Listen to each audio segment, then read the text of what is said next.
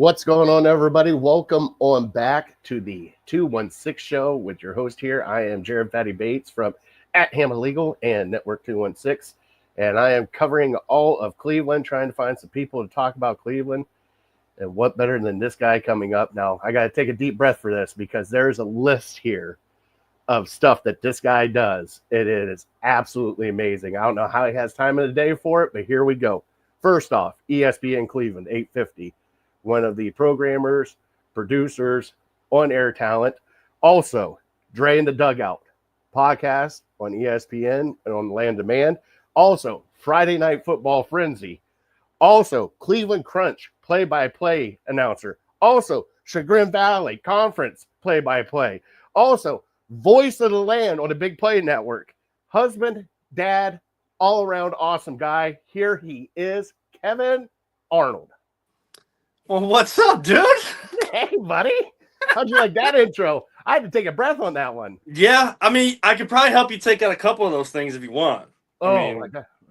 We could take out, I try to help out the Chagrin Valley stuff with Peter and everything, but, doing the high school hysteria stuff now with ESPN Cleveland, I don't get time to do play-by-play for high school. So, I'm hoping kind of have a nice big, trying to make it even bigger every single year with high school hysteria. So high school kids, get ready. We're going to try to spotlight you all year long. That's for sure. Now, this is my little baby program that I love because I get to talk about Cleveland.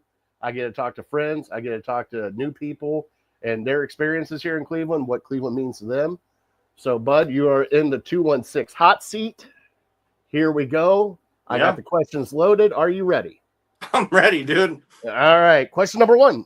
As a Cleveland fan, how do you rate your fandom here with the Cleveland sports teams? Man, can you go higher than 10? You kind of know the story. Not a lot of people do. Basketball has been ingrained in me from my father, and so the Cavs were always there. I'm still old enough to be sitting, even when it was bad basketball at Gund Arena in the blue seats. We still had to get the seats all the way at the top when there was plenty of seats down the lower bowl, even further closer down to the bottom of the nosebleeds. No, we bought the tickets, we sat in our seats, and we were all the way up there, and you saw the empty blue seats. So history of basketball, all of that kind of stuff. And then my grandfather, my late grandfather, since the last time we talked, he is passed on, but he's, not in pain anymore, which is good. But he was the baseball guy. He's the one that's, I'm pretty sure he got a chance to see Bob Feller and guys like that. He was a World War II veteran. So sports for me and fandom here. And then of course, Browns is just because we're Cleveland fans and that's how we're raised. That's just not gonna change.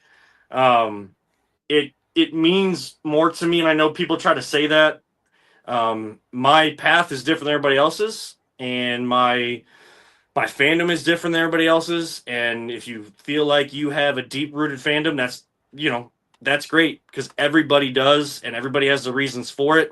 My reasons are family, and it runs, again, much deeper than just, oh, hey, it says Cleveland and then it says Cavaliers, or it says Cleveland and it says Guardians. So I live in Cleveland, so I kind of like sports. That's who I'm a fan of. No, it goes much deeper. I know a lot of people share that with different storylines behind it.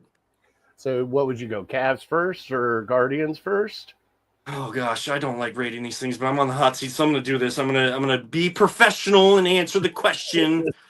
I'm gonna go. It is Cavs, and Guardians are kind of it's 1A, 1B.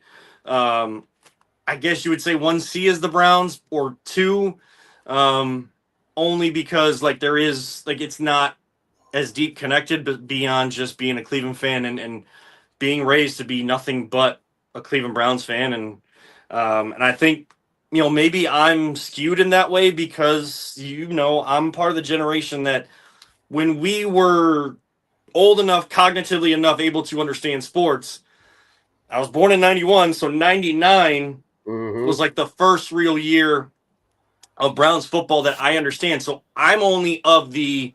My family probably had me watching games up to '95 when they left, but I don't have memories of that. My memories stem from '99 till now. So all I've seen is crap, but it's not gonna change me. I know I've had friends that have gone to other teams, and that's totally fine. Like that's it's your prerogative. You do what you want to do. There's no right or wrong answer when it comes to fandom. But all I've seen is suck. So again, I think it's more so the family connections is why I rate it that way. Mhm. But they're all. I mean, it's when you start doing that, I know people get like, oh, how can you put this team first? How can you put that team first? It's all personal preference. There's no right Mhm. answer, people. No. There's no right answer. And every answer that I've had on this show so far has been different from different people that I've had with Brian Shaw on last time talking. It was guards for him also. We had other people on saying Browns was first for them. So, that's why I want to get everybody's kind of perspective of where these sports teams are at. Now, here we go. Of all time, who's your favorite player for each team? Kevin Johnson is my favorite player for the Browns all time. Mm-hmm. Because I mean, I don't know why. I just hearing the name Kevin Johnson on that Hail Mary, like I was out working in the yard, like I was just before we did this show. But that year, the first year, hearing Jim Donovan call that and all of that, I just always loved Kevin Johnson as a wide receiver. I wanted to be a huge fan of Tim Couch, and I had a Tim Couch jersey, an orange one from day one. My family bought for me. It's just unfortunate with the injuries and just not having the help up front to do that. So I would say I'm going to go back to '99 and say Kevin Johnson, but Nick Chubb is pretty close. It's hard to talk about Nick Chubb right now. Those feelings kind of go a little deep right now. So I'm trying to avoid the emotion. For the Indians/Guardians, Kenny Lofton. Okay. Yeah. Probably Kenny Lofton there, and of course now, I mean, the all-time great is probably going to end up being Jose Ramirez. To be honest, I mean that's and when you say favorites, it's like, oh, like you're supposed to pick the best one that you've ever seen. Oh, It's not always about that. It's kind of mhm. just like, who do you connect with? Who do you resonate with? Like, why did, like, it's just that type of thing.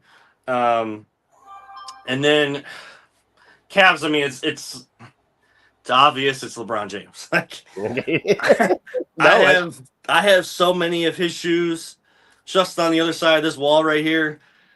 I can't say anybody else besides LeBron. People can hate me, people can love me for it. I don't really care. LeBron is my all-time favorite. That's the one where I go, yes, he's the best of all time for our team, but he's also my favorite. I mean, do you realize, like, I was in middle school when he was in high school, and like just to see a kid that was just 5 or 6 years older than you, but like be bigger than life was just oh yeah, like for a life-changing. middle school kid, it was like something out of this world. Mm-hmm. No, I totally agree. That's life changing right there. Seeing a kid do that, it's especially at that age, and then coming in as a 18-year-old rookie, you're like, heck yeah, I can do it too. I So mean, funny story about like my fandom with him. The first stint he was here, and this wasn't me buying him, it was my family like getting me gifts and stuff. I had 7 different jerseys during his first stint here, and in school, like every game day, I was wearing a jersey, and like it was like every Cavs game day, I was wearing one of my LeBron jerseys. The day that of the decision that he decided to leave, I know that those videos get played of people burning stuff and all of that. My parents can attest to this. I literally went in my room and I grabbed all of my stuff and I nicely folded it up, put it into like a plastic container, and to put in the attic to stow away to keep forever. But like just needed to get that off to the side. Well, when he came back, I was actually downtown working at Cleveland State, where I went to school initially, and I was working the summer camp at our rec center come in for we were changing shifts at noon around lunchtime, and the news pops up on the big screen in the front lobby, and like I'm just all excited. I'm going like walking all the downtown streets. Everybody's excited. I'm like, oh my gosh! As soon as I get home, I'm pulling these jerseys out. Still can't find them to this day. Oh, Mom and Dad did not sell them, did they? No. No, not that I'm aware of. I don't know where I put the bit. Like I hid it for myself, and I hid it very, very well, because it's been 15 years now. Yeah, 15 years. Down walls, buddy. Yeah, so I got some of the newer jerseys. When he was here the second time, but I really like to find those old ones. Yeah, I would too. I would definitely would too. All right, we're on to question number, I think it's 3 now. Who is the favorite player that you got to meet in person, or who you would like to meet? Favorite one that I got to meet in person. Wow, that's a good question.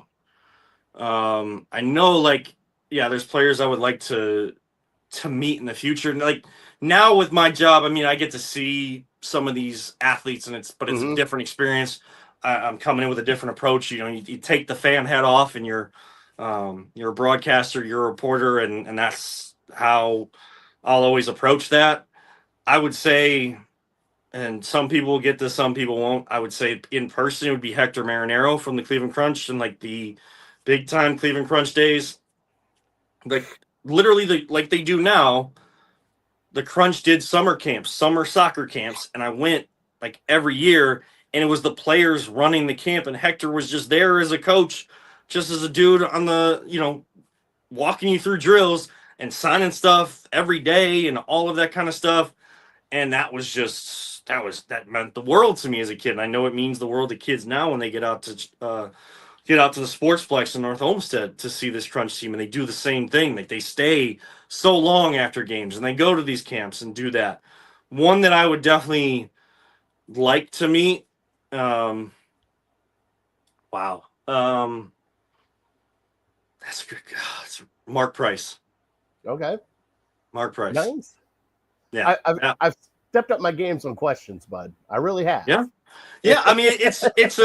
It's a good question. And there's so many that I know run through everybody's heads. Like, if you were to ask me, like, who's your favorite Cav of all time, and like, you can't say LeBron, it's going to, like, there's no hesitation. It's Mark Price. I think it's every 90s kid is Mark Price. Yeah. Like the way, like I try to mimic my shot after him, like my shooting form, I tried to mimic after him. And that's, the best form of flattery is imitation.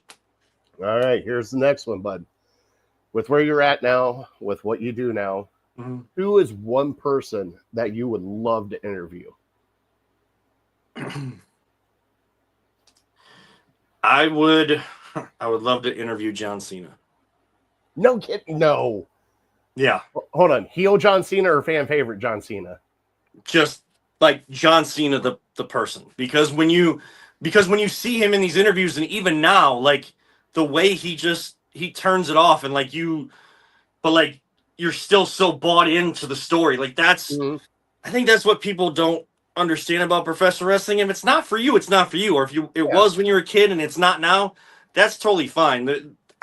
People take shots at wrestling fans all the time, and it's just like anything. Like it's all the negativity is unnecessary, but it's not surprising. But the one thing about it is, like, it's just like watching, like your favorite show, like or a movie. Like these are larger than life characters, but there's a person behind that. And what I love nowadays is how open professional wrestling, and especially WWE, is about letting you see and understand, yes, it is scripted, predetermined entertainment, but you can't help but just like get enthralled with a character. And like you see them in an interview, and they're just themselves, they're out of character and all that kind of stuff. And it's like, that actually helps you connect with them more. And Cena has been, I know he's going on like a media tour right now. For I think he has a movie coming out on Prime with Elba. Yeah, Um, I can't remember what it is though, but yeah, yeah, it's something where I think he's like the president, and there's it's just it's an action movie, and that's the kind of stuff I'm I'm into. I don't really dig deep into the award-winning movies, which I probably should. I probably should become more cultured in that way. But yeah, you're fine. I would just love to interview him and just like, because he's so, when you get a chance to actually talk to him, he's so open and so um forthright with what he's saying, and you feel that like what he's always been about, hustle, loyalty, and respect, like that came from a real place. Mm-hmm. And now he gets to go through a retirement tour, and he gets to Fun. do what they took away from him 15 years ago.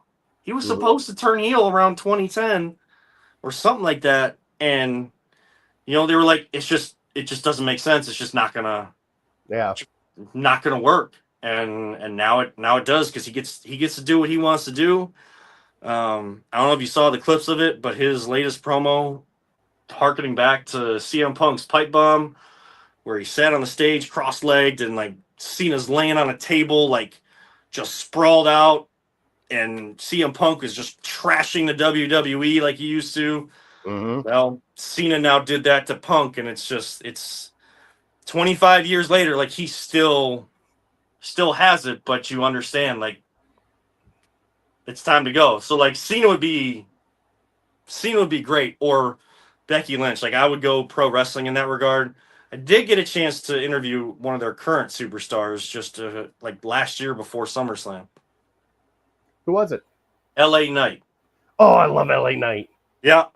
Yeah, he came into the studio, and he was coming on to the really big show. I think it was just Riz, and then his producer was there that day. So like it was just him in the studio, and he's like, like I have stuff prepped, but I don't know as much now. Like my dad was his Tony Rizzo's dad, if people don't know, Oh like yeah, oh wrestling yeah. lore, Jack Reynolds, announcing pro wrestling and all that kind of stuff. Like he's like, I still kind of know what to ask, but seems like you know a lot. Like, do you want to come in and talk to him? And I you know me, I don't take credit for a lot of things. Boy, oh boy, I really want to take credit for LA Knight's promo that night on SmackDown before SummerSlam against Logan Paul. Because when he was saying like how Logan's from Cleveland on the RBS, and I was like, Logan's from Westlake. In his promo, LA Knight starts talking. He stops. He's like, wait, aren't you from Westlake? I'm just like, I don't know if anybody else said this to you on your media tour in the morning. Hey, if I gave you an idea, let's go. That's great. That is so great. Look. Oh, I heard him. Link's in the background. I heard him. Yeah, he's that's asking awesome. where Daddy is. No, it's all right. All right, we'll move on, buddy. All right. You're in broadcasting. You're a podcaster. You're a play-by-play announcer. Mm-hmm. Give the people a little bit behind the scenes. What's that like for you? A day for you in your shoes. A day for me. Well, definitely being woken up by my kid. And then, making sure getting him ready. Like it's family first. Like when I'm at home, it's family stuff. Horse get ready. And then, Monday through Friday, I am at the station in the flats. I'm creating commercials. I'm running the board for so Brown's programming we run during the day. I'm creating promos, filling in as a host if we need to, helping out in our marketing team, our sales team, wherever I need to. Some days, I get out a little early. Sometimes it's a little bit later.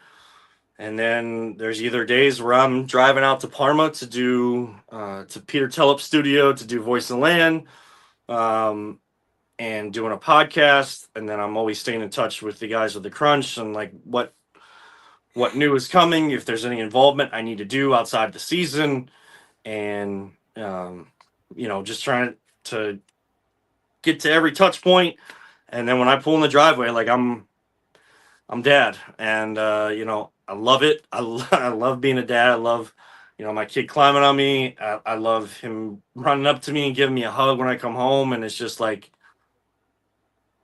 I'm learning, and you doesn't matter when you learn this. I'm learning like work at work, home at home, and like keeping that balance. Unless there's an absolute emergency.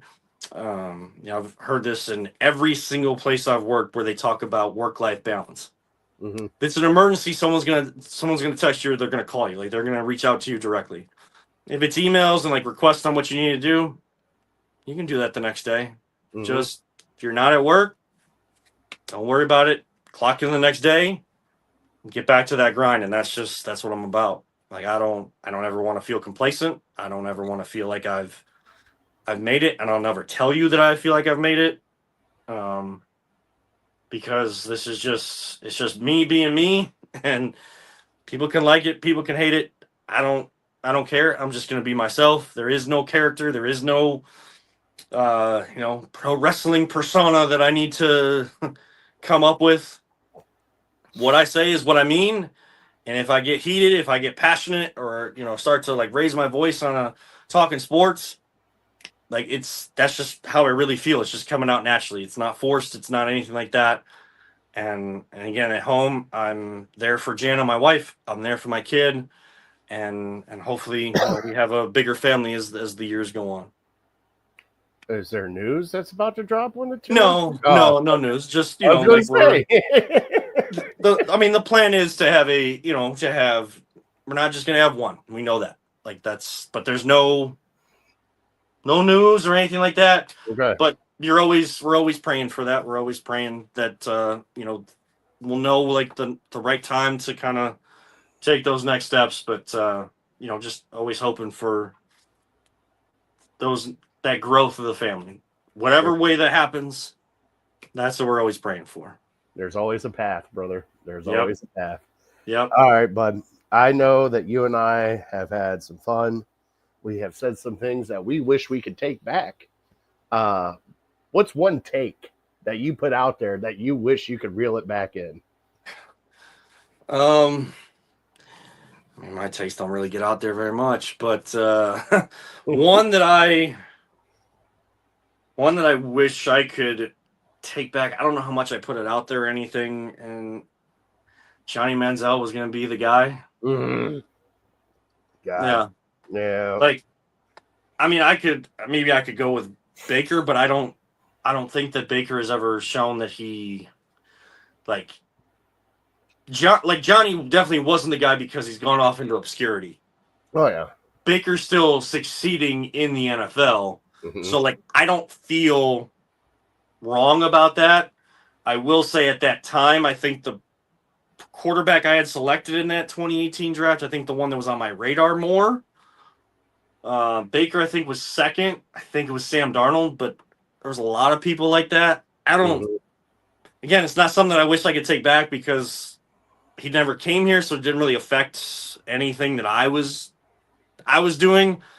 But Johnny was the one that I wish I could take back, and I know there's probably a lot of people that thought that because it was the spotlight, the Hollywood quarterback, what kind of story, what kind of movie could you make by this guy being the one, and we've been through that cycle so many different times, and now we're back there again. Trust me, I understand that, and I kind of agree with the Johnny thing because it was like all hype coming in. You're like, all right, here we go, and if this kid lights it up, it put Cleveland on the map for a night and probably for a half a season, and then it happened, and it was like, okay, this is not the place we need to go to. And I was just out of college myself, and doing the money sign and living that college life, or at least I commuted to Cleveland State. I've always lived where I've lived, and I've always been 15 minutes away from downtown. But so I didn't have that college experience. So I was kind of like, oh my gosh, I was living vicariously through that, and it could be a quarterback for the team I've never had a quarterback for, So yeah, I wish I could take it back, but we're all young and we're all dumb. But as long as you don't make those critical mistakes, and that's That's where, you have to kind of balance it out with Shadur. You can't just shake off him speeding. But the good news is that no one was hurt. It wasn't the critical mistake, and you gotta learn a lot. You gotta learn from your mistakes a lot faster, so those bigger mistakes don't actually happen. Exactly. All right, bud. Up next, you do Friday Night Frenzy. Yeah, high school Friday night, hysteria. Like, high school Syria. I don't know. It good. keeps changing. Yeah, don't even worry about it. Yeah, it's high school football. But we also try to like look at other, like when we have like a highlighted game. We're also looking at like other sports during the fall. Like we're trying to make sure we highlight. And what's cool right now is we do have like a student spotlight program going on for the entire year. Where I get a chance to interview like two different great student athletes per month. And like this isn't just for football or basketball, like the main sports. I'm interviewing like golf player, tennis, track and cross country. Like I know a lot about a little. No, I know a little about a lot, not a lot about a little. So like I know a little about like every single sport out there, even like slippery stairs on ESPN the Ocho. Like I could talk to you at least for like 5 minutes about that sport if you needed me to. Like, so I love getting a chance to spotlight so many other sports because it's high school football is great here in Northeast Ohio, and it is absolutely a spectacle, and it is an atmosphere that if you haven't experienced it, especially in Northeast Ohio or like Ohio in general, you need to experience it, whether you have a dog in the fight or not. It is an absolute great spectacle, but it also is a nice jumping off point to what should be a jumping off point to then make sure you spotlight the other great student athletes that are playing so many other sports at these schools in our area. In your personal opinion, Mm-hmm. who has the best football program here in Northeast Ohio?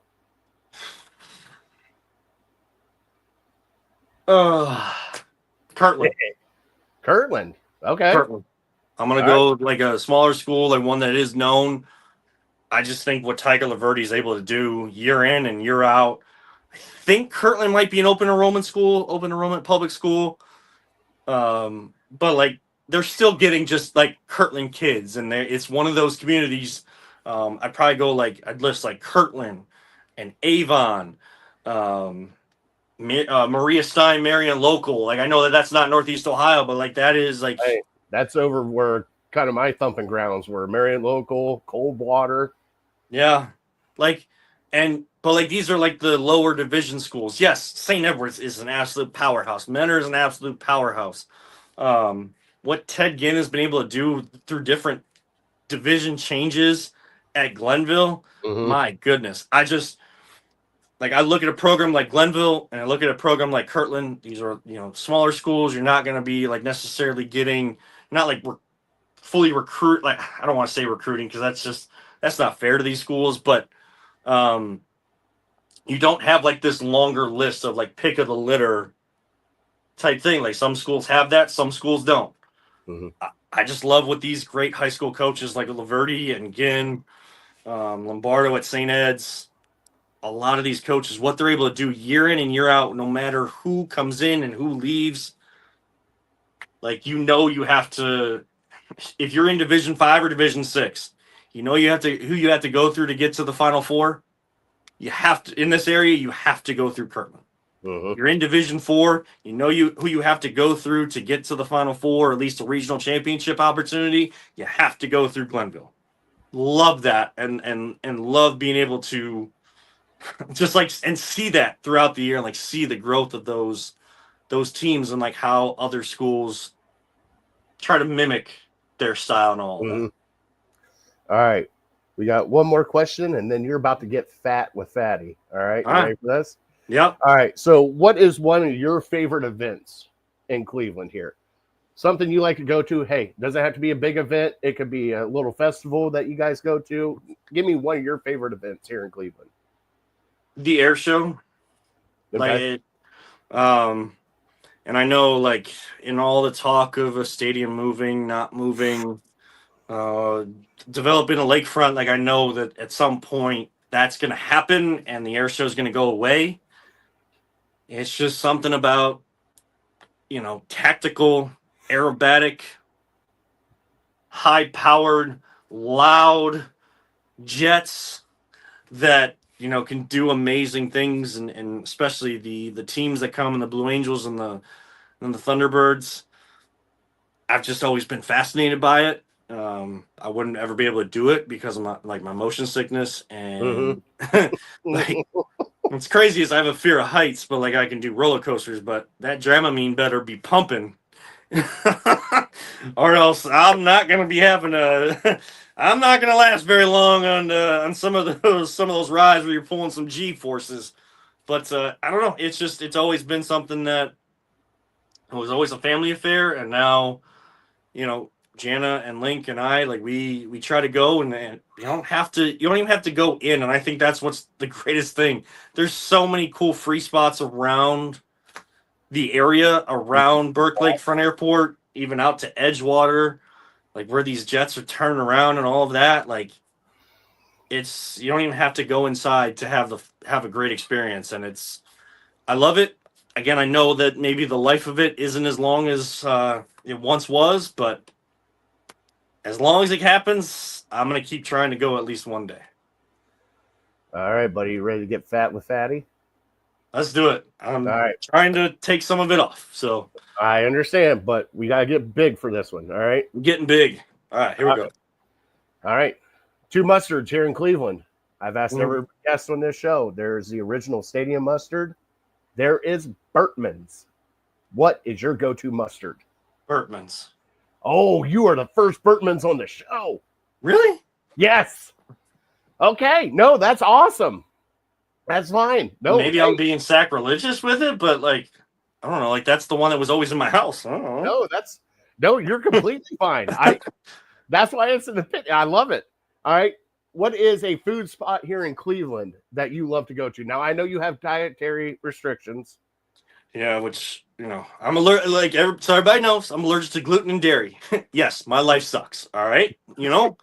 But there are great spots around here that do gluten-free and like dairy-free. Like, there's pizza joints now doing gluten-free crust with dairy-free cheese. And yes, I know it's not the same, but to even have a pizza experience, that is amazing. But the spot that I always got to go to, they have all of their allergens and every single thing that they offer listed right there on their menu, on their Scantron. I am a Barrio person through and through. Nice. All right, hidden gem here in Cleveland that food, bar, parks, anything here in Cleveland that's a hidden gem to you. Wow. Is League Park a hidden gem? Is the baseball heritage? It depends. I know you got married there. Yeah, like more so like the Baseball Heritage Museum, because I feel like people drive past League Park, but I don't know if people know that there's like a museum inside that building. And that was probably one of the coolest weddings I've ever been to, by the way. Thank you. Like, we try to give a big time experience on a very tight budget. I'll tell you off air, because I don't know that we should say it on air, but I will say that the cost to rent out League Park for 2 days, 2 hours for the rehearsal, 2 hours for like wedding and all that, not as expensive as you would think it would be. All right, we'll talk off air about that. But the Baseball Heritage Museum, it's very quick to go through, but you could like stand and look at something for an hour just because of the history that's involved there. And so I would say that I feel like I'm missing something right now, and like I'm gonna kick myself once we're done with this, but I'll go there. I'll go to the Baseball Heritage Museum because they were just so gracious to us. I got to give them their just due. All right. Taking off your journalism, broadcasting, play-by-play hat. Yep. If you got to go to a game, what is your game day drink? Hey,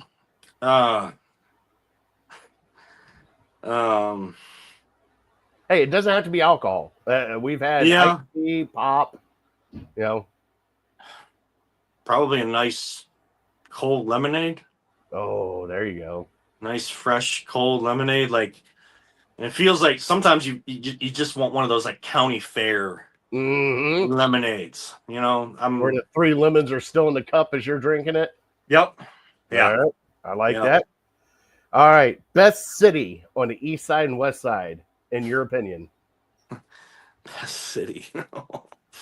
So are we going like inside of Cuyahoga County or outside of it?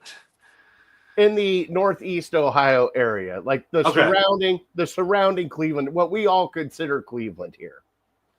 Um, I mean, I've once been called Mr. Blue Devil, and Wycliffe is the Blue Devils. I feel like I can't say anything else but the city I've lived in, the suburb I've lived in my entire life for Okay. 34 years. I'll say Wycliffe, and on the west side, Lakewood. All right. I love it. All right. Let's see here. An underrated Cleveland city. Mm,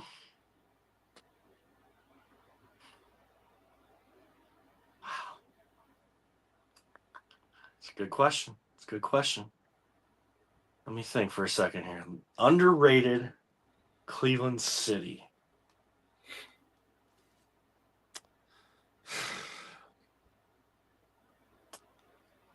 Huh. I would say like the Lyndhurst area, Legacy, Okay. like around like Legacy Village and like Beechwood, Mm-hmm. that kind of area. I don't know if it's maybe that's not underrated, but like I don't No, know. You don't. no, I completely. It's your opinion. So It's if got you're going, my. It's got our like the Mitchells that we go to, the Mitchells Station that we go to. So I'm Mhm. kind of partial to that. All right. Next up, who is your favorite Cleveland personality? Whether it be media, TV, who's your favorite? I really love the work that Cam Justice does. Okay. That. I really love the work that she does. I because if I were to go with someone in my office, like okay, like oh bias, like you work there, but like also like oh why didn't you pick me? Why didn't you say me? So I'm just gonna go outside of it. I'm gonna say again, I love the work that Cam Justice does, like the stories that she puts together, the stories behind the people behind the jersey. I love that kind of work, and she's taken after so many greats that have come before, and I think her work is kind of underrated to a certain extent. Love the work that Cam Justice does at Channel 5. By the way, Emmy award winning Cam Jones. Yes. Yeah. All right, we got put some stank on that award for her because I love her too. She's amazing. Yeah. Yeah. All right. Next up, what is the best Cleveland sports moment? Whether it be a game, a fandom, meeting somebody. What was your favorite Cleveland sports moment? Um. Well, the number one is getting engaged in between Progressive Field and what is now Rocket Arena, Mm-hmm. whatever it was at that time. Mm-hmm. Just because, like, it's my favorite place with my second favorite place, my wife's favorite place, getting engaged right there. Number two is Game 7, but not for the reason that people think for the Cavs winning the title. In Game 7, it was the moments after going to get the gear at places like Dick's Sporting Goods. Mm-hmm. And I was in line at our local one here in my area, and it was on Father's Day. So like the moment, like my sister and I are in line, my dad comes up. He's like, oh, I don't know if I want to get in this line. It's so long, but like we just like lock eyes, we just embrace, and like the emotion that we let out because again, he was the one that taught me the game. He taught me how to shoot a basketball. He taught me about Moses Malone, Pistol Pete Maravich, Wilt Chamberlain, Bill Russell, Bob Cousy, like all of the like from the origins Mm-hmm. till now. Um, that moment meant the world, and you know, I know you said one, but I will just close with the most recent one was my late grandfather was always a Notre Dame fan. Of course, I'm diehard. Like we didn't put Ohio State in the rankings, like that probably like, but like we're just talking like Cleveland and pro, and that's we're gonna leave Ohio State out because that runs maybe a little bit. Scarlet and Gray may run even a little bit deeper in my veins, but I've always been the Ohio State guy. We've always kind of had a fun back and forth, but to in one of his last days, like where he was still kind of there and Hmm. watching and stuff. I got a chance to watch his favorite team and my favorite team playing a national championship together right by his side, and that was Oh, that's crazy. because I've always had an affinity for Notre Dame because of him. And if they Hmm. weren't playing Ohio State, I was there at his house watching on NBC. Their games like where they're starting like at a random time, like 2 o'clock in the afternoon, where you're like in the middle of the noon and 3:30 window. Yeah, if Ohio State wasn't playing and they weren't playing Notre Dame, I was there watching with him, and to have that moment to kind of remember at the end is very special, and I'll hold that one very high up there as well. All right, last question on the list, bud. You've been Mhm. amazing. I can't thank you enough for your time, especially taking away from your family to be doing this with me. I am a transplant of Cleveland. I did not live here. I live here now. I want to know from you, somebody who's lived here, what does Cleveland mean to you? Uh, I mean, Cleveland means everything. It means family. It means friends. It means fandom. It means career. I go back to the days where the Galleria was, what the Galleria was, and Tower City was what Tower City was. Those like before Black Friday was a thing, or Hmm. before like I understood what Black Friday was. The day after Thanksgiving for shopping wise, we always went downtown the day after Thanksgiving. My sister and I, we would go see Santa at the Galleria. We kind of have lunch there, get a little shopping in that morning, and then the second half of the day, we were over at Tower City, and we would go to their kids' Christmas shop to buy presents for our family. Like the $2 things that they had in this little thing, and seeing Mister Jingling, and while I was scared of him, the toy soldier, and the fountain, all of that. So like memories with that beyond sports. I have a huge love for classic rock, and to be able to spend time with my aunts who raised me on that in the Rock and Roll Hall of Fame means everything. I got married at League Park, the original home of Cleveland baseball and some Cleveland professional football. Like it's always in me, and some people, whether they want to or not, they leave. They always find their way back, whether in visits or whatever. If my path, I'm not saying there's any news or anything, like if there was ever a way, like if there was ever a path that took me away, I would always come back. Like my sister moved out to Seattle.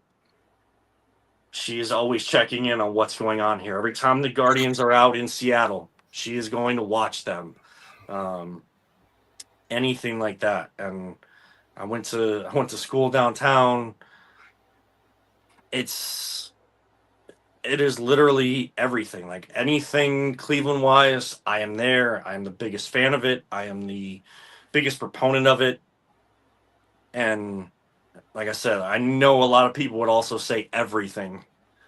But what does everything really mean? And I would, like I said, it's family, it's friends, it's it's my marriage, it's my Hmm. it's my new it's career, it's everything that I do is because I was raised here. I was raised to be everything, everything, everything Cleveland.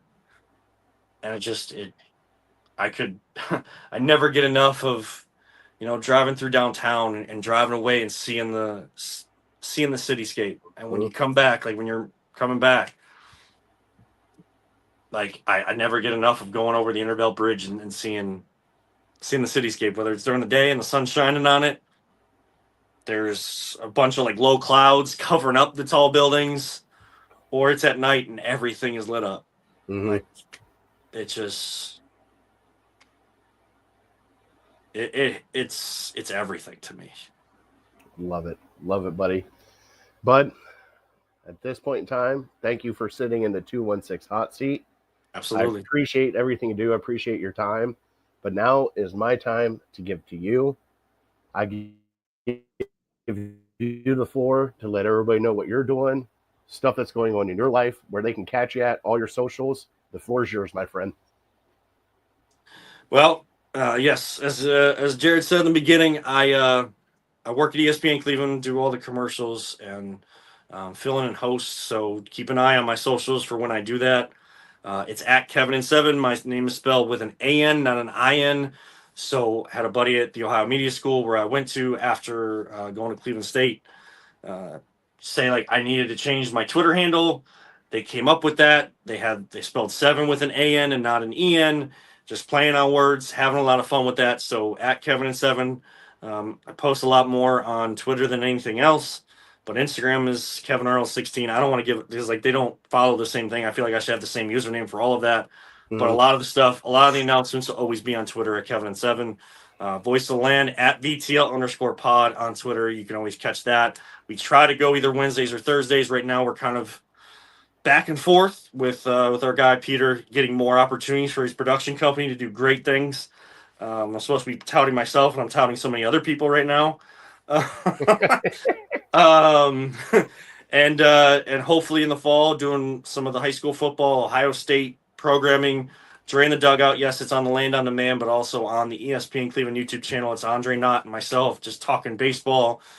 All the great stories from, not just what the statistics are, what goes on the diamond, it's everything beyond. And again, kind of like we talked about with Cam Justice, telling the story behind the jersey, who the people are behind the jersey. We do all that kind of stuff. And in the winter, it's Cleveland Crunch Soccer. Getting a chance to do play-by-play for that coming full circle is always amazing. So, Jared, I thank you for this kind of platform to talk about all that.